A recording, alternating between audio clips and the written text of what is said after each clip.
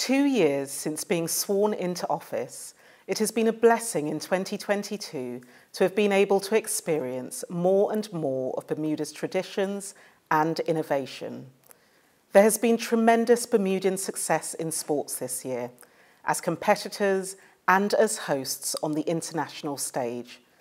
Ocean races returned to Bermuda, and the island was also delighted to welcome back Sail GP.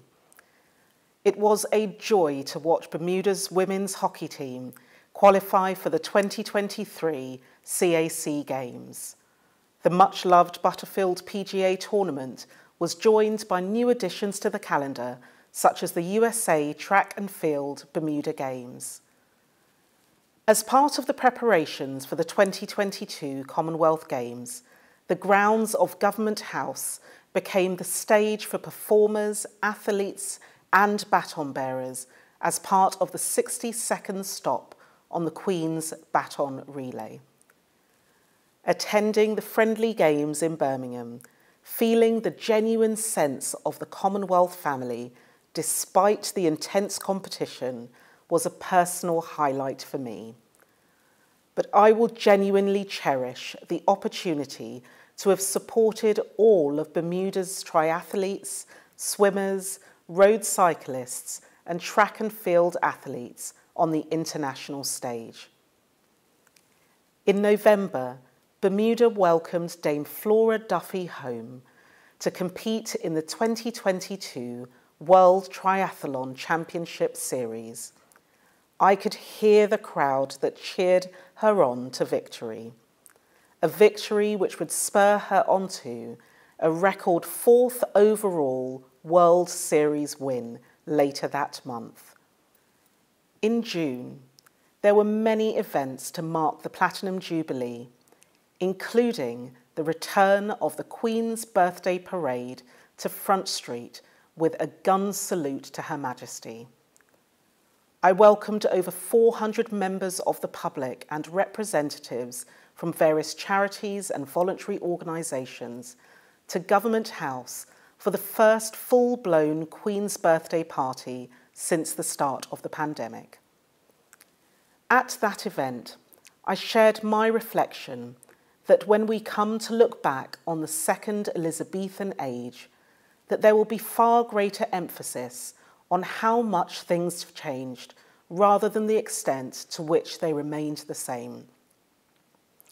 It became a great comfort that our late Queen witnessed people around the world celebrate her in life.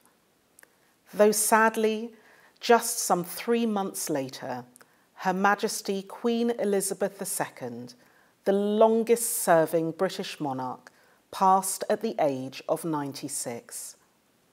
It was my distinct privilege to represent Bermuda at the state funeral alongside leaders from across the Commonwealth and the entire world to give thanks for the life and service of Queen Elizabeth II. As Lieutenant General Sir Alexander Hood had done 70 years ago, I was called upon to lead a proclamation ceremony in Bermuda. On the morning of the 11th of September, in the city of Hamilton, I proclaimed His Majesty King Charles III as King of the United Kingdom, of his realms and territories, and as head of the Commonwealth. This year, we have seen the return of some of Bermuda's traditional ceremonies and parades. In October, I was delighted to see so many members of the public, visitors and school children in attendance as I made my first official state visit to the town of St. George for the peppercorn ceremony. I have been delighted to take part in the ongoing celebrations of the 125th anniversary of the Berkeley Institute. In November, the new Deputy Governor, Mr. Tom Oppenheim, who I was pleased to swear in this spring, read the speech from the throne on my behalf as part of a traditional ceremony to convene the legislature. And the return of the Remembrance Day Parade saw a wonderful crowd gathered at Front Street to pay our respects to those who gave their lives and to honour those veterans whose service we are forever indebted to.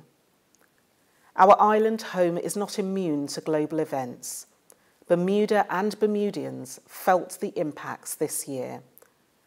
I met with representatives of Bermuda's Ukrainian community in March to offer our support and compassion following Russia's illegal invasion. As we look to the future, it remains imperative that we do what we can to protect the environment and our food security. I was pleased to host a reception at Government House to celebrate the launch in Bermuda of the Blue Shield programme, a UK government initiative aimed at tackling the challenges of illegal fishing and unlawful marine activities. Government House continues to work with the Government of Bermuda to highlight the importance of a healthy and sustainable marine environment, as well as joining many on the island in growing and donating whatever we can to support those in our community struggling with the cost of living. I also applaud the ongoing efforts to clean up our island and reduce plastic waste. The pandemic triggered many changes in our world. We have seen globally an increase in anxiety and depression resulting from lockdowns and quarantine. In Bermuda, where home, family and community are everything, the pandemic has taken its toll. It has, though, brought about a welcome shift in emphasis on the struggle to maintain good mental health, which has allowed for more open conversations and less stigma. For many, celebrating Christmas will be eagerly anticipated as we worship and gather with our loved ones. But for some, Christmas can be overwhelming, more so now than ever as the cost of living continues to rise globally. In a year when we have again lost too many to COVID-19, road traffic accidents and violent crime, there will be a sense of loss for many Bermudian families. I pray that in the year ahead, that we will grow in love and compassion for others.